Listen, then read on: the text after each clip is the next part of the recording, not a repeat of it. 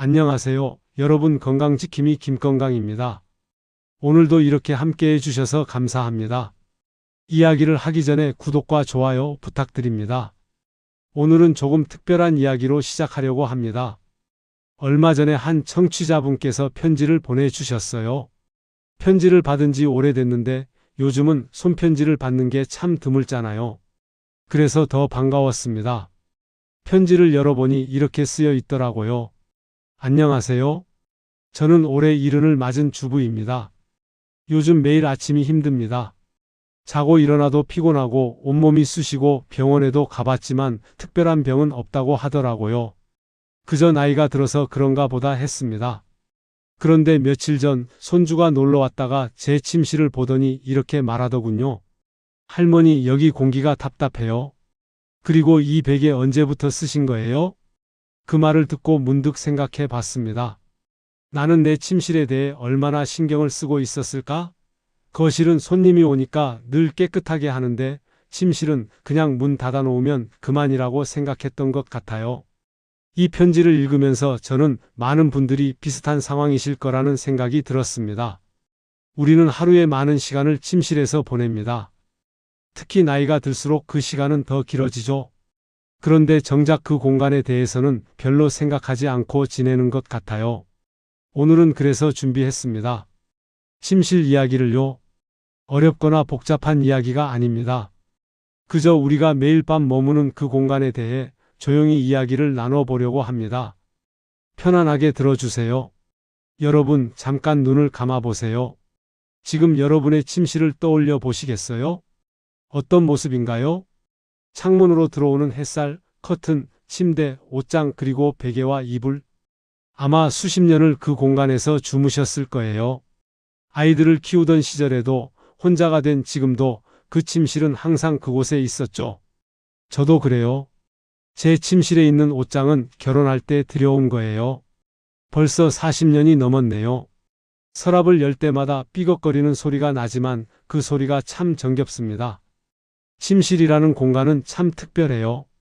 밖에서는 아무리 힘든 일이 있어도 침실에 들어와서 침대에 누우면 왠지 안전하다는 느낌이 들잖아요.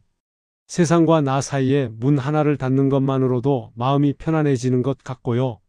그런데 말이죠. 이 소중한 공간이 때로는 우리 건강을 해칠 수도 있다는 사실 알고 계셨나요? 물론 고의가 아닙니다. 그저 오랜 시간 신경 쓰지 못했기 때문에 조금씩 문제가 쌓인 거예요. 마치 정원을 가꾸지 않으면 잡초가 자라듯이 침실도 돌보지 않으면 우리 몸에 좋지 않은 것들이 자라나게 되는 거죠. 하지만 너무 걱정하지 마세요. 오늘 제가 들려드릴 이야기는 어렵지 않습니다. 조금만 관심을 가지면 누구나 쉽게 개선할 수 있는 것들이에요. 그럼 천천히 하나씩 이야기를 시작해 볼까요? 여러분, 지금 쓰고 계신 베개를 한번 떠올려 보세요. 언제 샀는지 기억나시나요? 아마 정확히 기억하시는 분은 많지 않을 거예요. 저도 그랬거든요. 베개라는 건 참 묘해요. 옷은 낡으면 눈에 보이잖아요. 신발도 밑창이 다르면 알 수 있고요. 그런데 베개는요? 겉으로 보기에는 멀쩡해 보여요. 하지만 베개에게도 시간은 흐릅니다. 매일 밤 우리는 베개에 머리를 뉘고 잠이 듭니다. 그동안 베개는 묵묵히 우리를 받쳐주죠. 우리가 흘리는 땀을 흡수하고 떨어지는 머리카락을 품고 피부에서 나온 각질을 받아들입니다. 7년을 썼다면 2555번의 밤을 함께한 거예요. 10년이라면 3650번? 그 긴 시간 동안 베개 속에서는 어떤 일들이 일어났을까요? 보이지 않는 세계. 제 친구 이야기를 하나 해드릴게요. 친구는 몇 년 전부터 밤만 되면 기침을 했어요.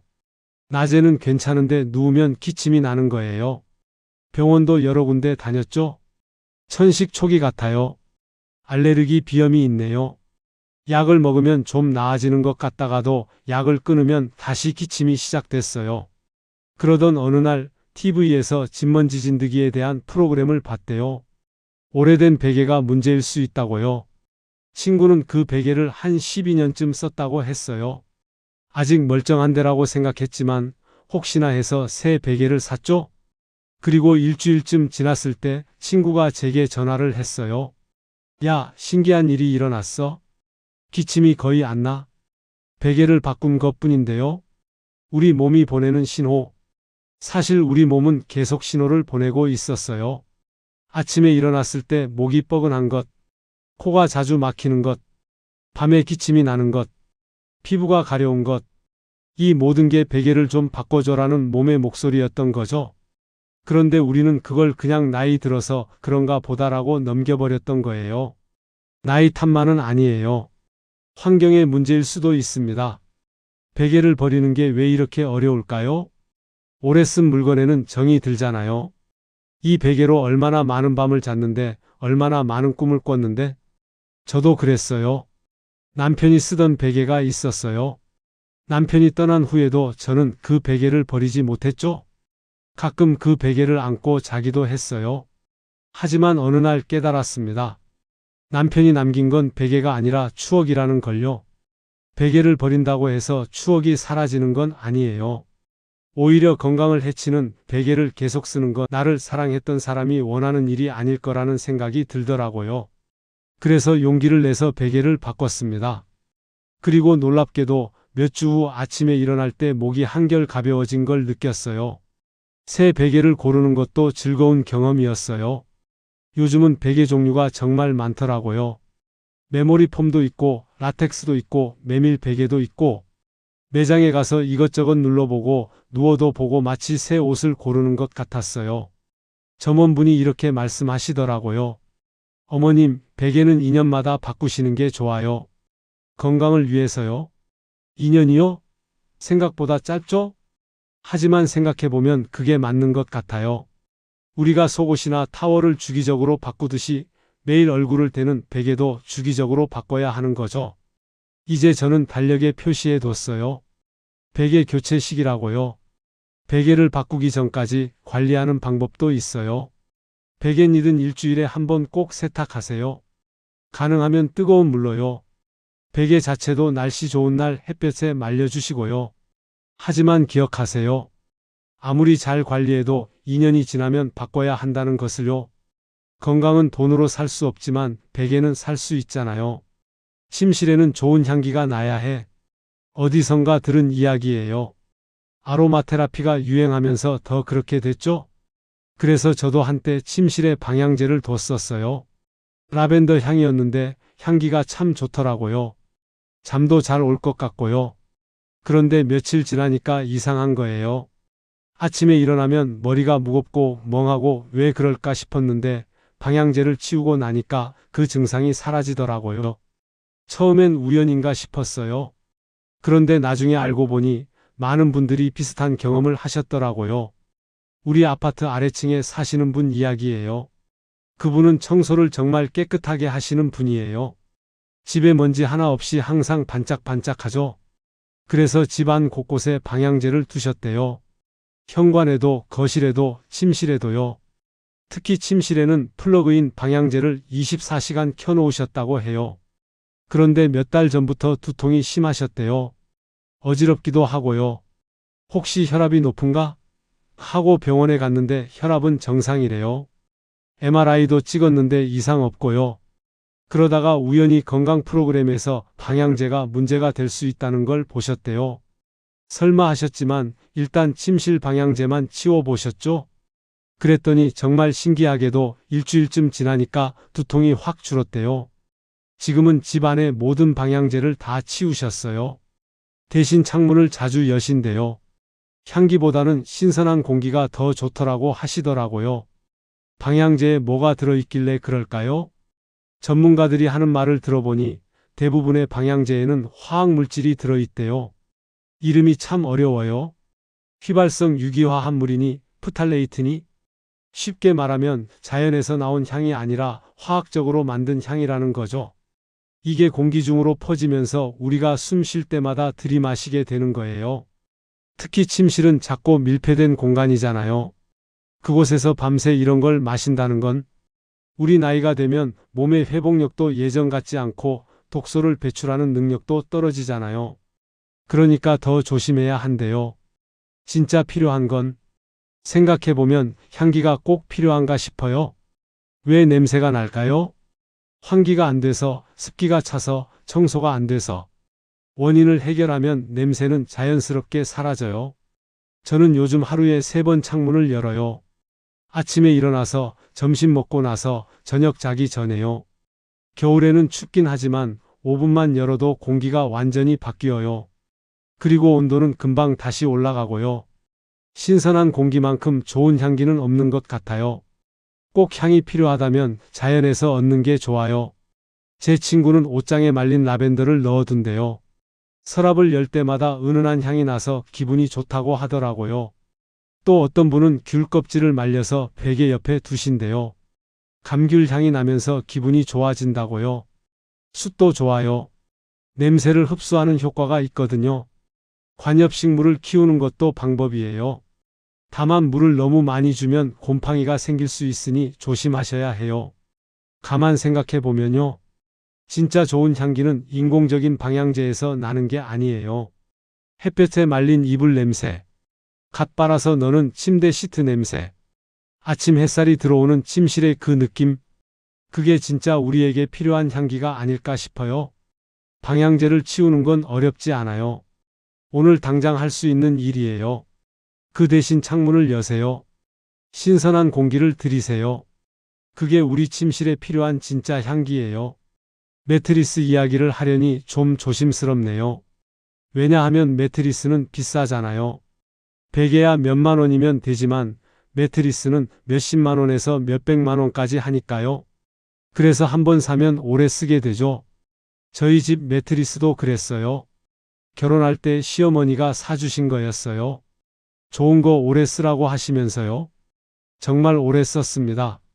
얼마나 오래 썼냐면 아이들이 어렸을 때 침대에서 뛰어놀던 기억이 나는데 그 아이들이 이제 다 결혼했으니까요. 한 20년은 쓴 것 같아요. 그런데 몇 년 전부터 이상했어요. 자고 일어나면 허리가 아픈 거예요.